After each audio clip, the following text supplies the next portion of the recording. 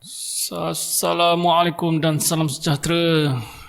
Today we will be going into another topic, which is directional overcurrent. Still under protection system and introduction. This is part 5. Part 5 of the module. So introduction to directional overcurrent. Alright.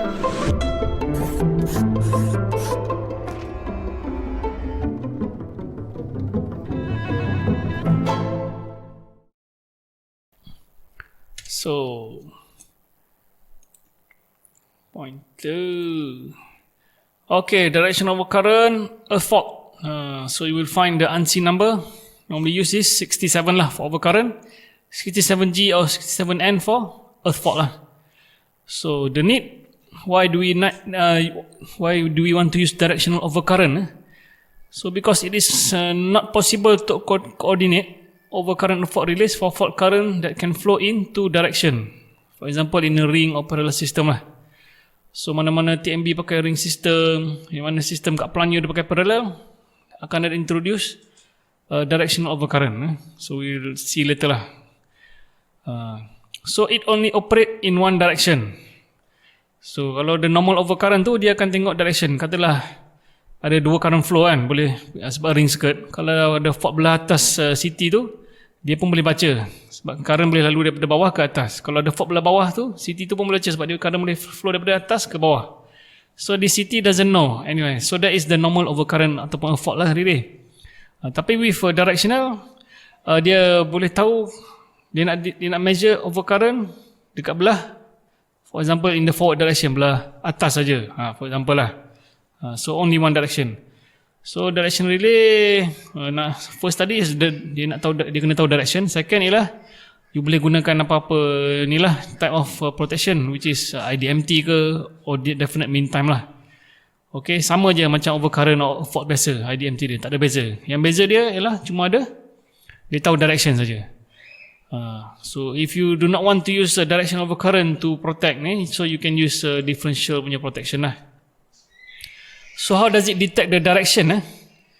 So dia gunakan both current and voltage and the phase angle between that current and voltage lah. So for example, antara current red phase dengan voltage red phase, kalau vector dia in the same direction, we will assume that is measuring the current in the forward direction.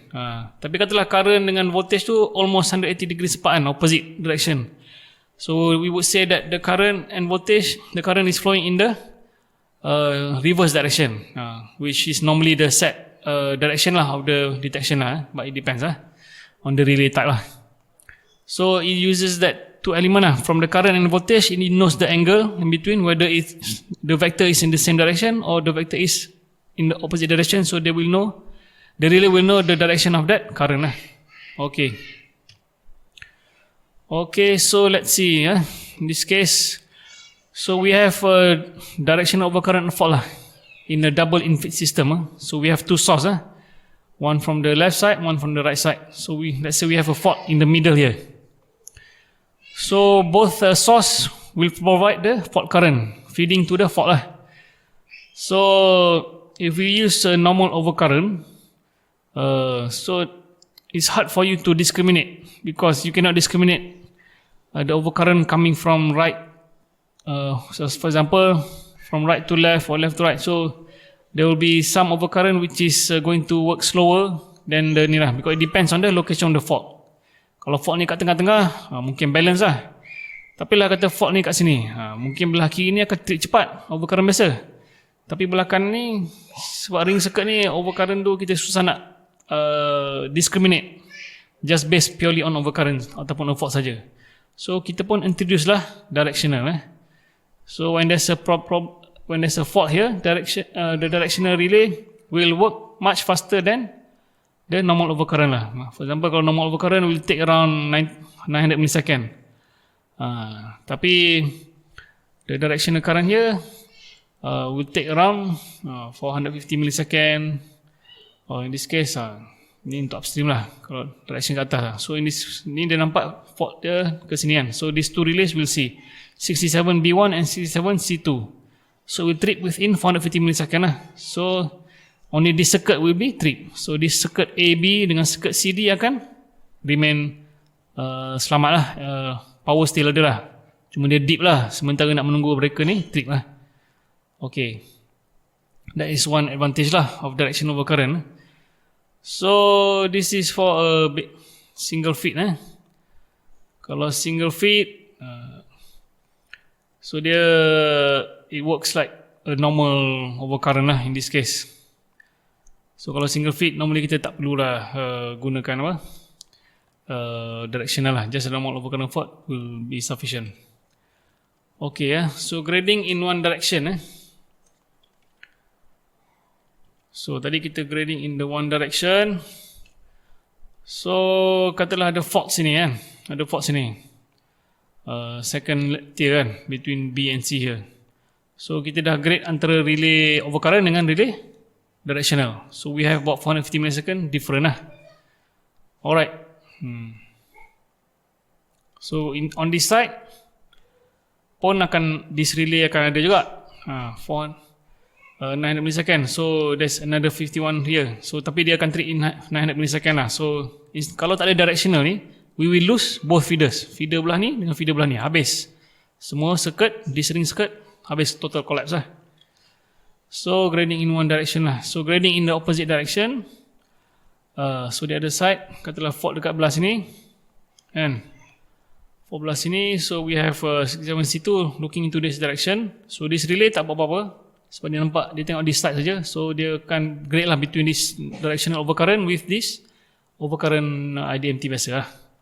Okay, so that is one advantage lah of the directional overcurrent or a fault lah. So let's see one more case. Problem without DOSEF. 3 out of 4 relay will treat for internal fault lah kalau tak ada ni. Okay, kita tengok Katalah sini kita pakai normal IDMT dengan normal high set overcurrent. So upstream breaker kita ada upstream transformer, kita ada overcurrent dengan IDMT dengan high set. Downstream kita ada IDMT lah. So typically IDMT pick up both side ni, they would set the pickup current to be almost the same lah. Or this the upstream side will be slightly higher. So katalah there's one fault in this transformer. So this relay will see. So this relay will also see because of the direction of the fault current lah, from the upstream going downstream, then go back through this another breaker. So the fault value being seen by this all these three or four relays ni is about the same in terms of magnitude lah. So you might lose 3 to 4 feeders tripping, but for this transformer internal fault, if you are using only the normal overcurrent. So kalau you pakai normal overcurrent, kalau ada fault dekat internal ataupun kat termination sini, you might lose 3 breaker, 1, 2, 3. So you will lose basically secondary side total collapse, tak ada apa dah power. Sebab dia tak boleh nak differentiate, sebab setting antara sini, setting dengan sini dia akan sama, dia punya pick up dengan dia punya IDMT. So direction dia tak tahu sebab this is the normal overcurrent. Okay, so this is kalau without DOSEF lah. So solution dia kita boleh pakai directional overcurrent fault ataupun kita gunakan differential lah. So kalau differential senang lah, kalau ada CT kita tengok sini So let's see the directional overcurrent punya protection. So katalah ada fault sini So this relay will see just the normal overcurrent. Tapi kat sini pun akan ada IDMT, dia akan nampak directional fault lalu sini. Tapi kat sini dia ada satu relay 67 lah, directional overcurrent untuk feeder sini. So this 67 will be much faster daripada 51. So this breaker ni akan trip, breaker ni juga akan trip. Tapi 67 will trip, dia akan trip due to 67 lah, much faster daripada dia trip due to 51. Macam case tadi lah, mungkin sini akan trip 300 millisecond. 67 also trip 300 millisecond, 51 dia lambat sikit sebab kita akan discriminate antara 67 dengan 51 sini. So you will only mana half bus ni akan selamat lah, half another side of transformer. So this transformer will be isolated lah due to tripping, and your downstream punya load akan maintain source lah. Okay, akan maintain dia punya power. So that is the advantage lah Another way is you use differential lah. So differential detect je anything within the zone 87, the zone between these two cities, first city, second city, dia akan treat. Sebab differential dia tahu dah memang fault tu dalam zone dia, so dia akan treat instantaneously for 40 to 50 millisecond lah. Alright.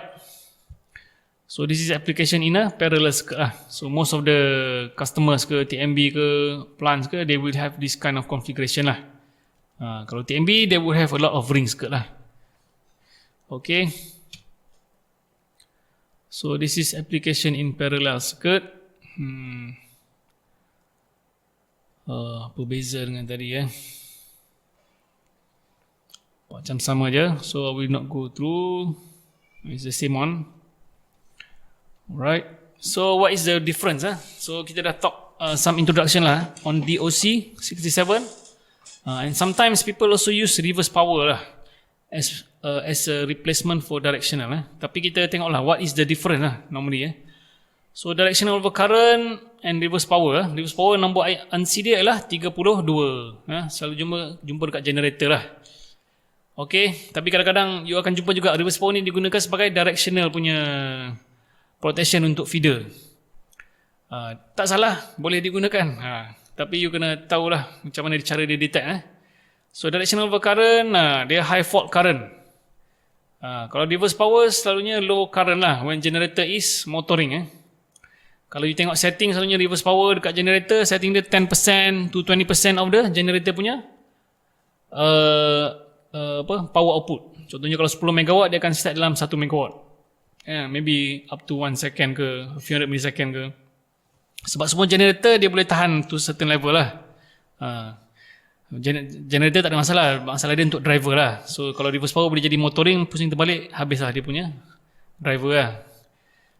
Okay, so high fault current and low current lah. So sebab tu dia kata low current, sebab selalunya setting you 10% to 20%. So kalau high untuk directional, selalunya you akan set at least full load current or the transformer punya rating lah. You tak akan set 10% macam fault tu, tak ada. You akan set at least to the transformer punya rating lah kalau you pakai dekat parallel circuit tu lah. So the current is largely reactive untuk directional overcurrent. Sebab mana-mana fault dekat sistem ni memang selalunya reaktif lah. Jarang kalau ada face to ground, face to face tu kita katakan dia sebagai active punya current, tak ada. So most of electrical faults are largely reactive. Untuk reverse power, power factor can be from medium to high, so not really reactive lah. Sebab dia sebenarnya reverse power ni nak protect dia punya driver. So the driver is actually giving your megawatt ataupun your active power to the system lah, to the generator. So no, it would be not so reactive lah. There still ada some reactive because depending on the power factor of the generator operating masa tu lah. Okay, third fault may be balanced or unbalanced fault. Tu overcurrent, tu standard lah. So reverse power, kalau betul-betul lah reverse power due to motoring, dia you akan nampak tiga-tiga phase tu naik. Sama-sama lah. So jarang-jarang lah dia nak ada reverse power on one phase je. Tak ada. Selalunya dia akan ada tiga phase. Sebab dia akan grid. Contohnya generator dia connected to grid. Grid tu cuba untuk katalah generator lost dia punya excitation ke, lose dia punya megawatt power daripada driver dia. So generator akan grid akan try to drive the generator balik, and the fault will be evident on the all three phases bukan satu phase lah. Kalau directional mungkin single phase, mungkin dua phase, mungkin tiga-tiga phase ada lah. Okay, for directional overcurrent, during fault voltage may be low because of high current lah. High current, so voltage will collapse lah. Kalau reverse power normally it's not a current, it's not fault current. So it's more of the grid trying to drive back the generator to become a motor lah. So to reverse back the rotation of the driver. So the voltage would still normally be high lah. Okay, so direction overcurrent connection, fault voltage will be from different phase lah, and fault current from the faulty phase. So dia akan compare between the fault current and the fault voltage from different phase. So kalau untuk reverse power connection, fault current and fault voltage are tapped from the same phase. Sebab apa? Direction overcurrent connection ni, the reason dia buat gini ialah bila kita dah ada fault current, katalah on the red phase. Kalau you gunakan reference red phase voltage juga, it could be that the red phase current too high sampai voltage tu jadi almost zero. So bila you dah zero ni, you tak tahu dah direction antara voltage dengan current. So you tak boleh gunakan the vector between red phase current dengan red phase voltage. So you have to use the vector between the red phase current dengan maybe voltage yellow blue. So dari situ you boleh tahu actual current lah. Unless tiga-tiga phase semua collapse, then directional is not, memang tak boleh tahu lah. Kalau tiga-tiga phase balance fault, 3 phase to ground kan. So direction tak adalah kalau voltage to collapse almost to zero. Alright. So this is the connection for direction over current. So you can see here red phase, yellow phase, blue phase. So ni relay zaman dulu dia memang purely transformation dia measure betul-betul PT each phase. Lepas tu dia design mechanically macam mana so that it will interact with the current CT punya coil. Then it function as a DOC lah untuk relay. So orang dulu memang hebat lah design gitu. Sekarang ni kita by calculation je. By calculation, dia tahu angle ni berapa, dia pun tahulah whether you are in the operating region or the non-operating region of your directional overcurrent or directional fault. Okay, so this one is directional overcurrent lah. So ni polarized directional fault relay.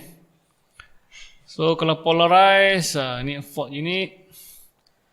So you ada dia akan measure 3 CT. So this is your directional unit.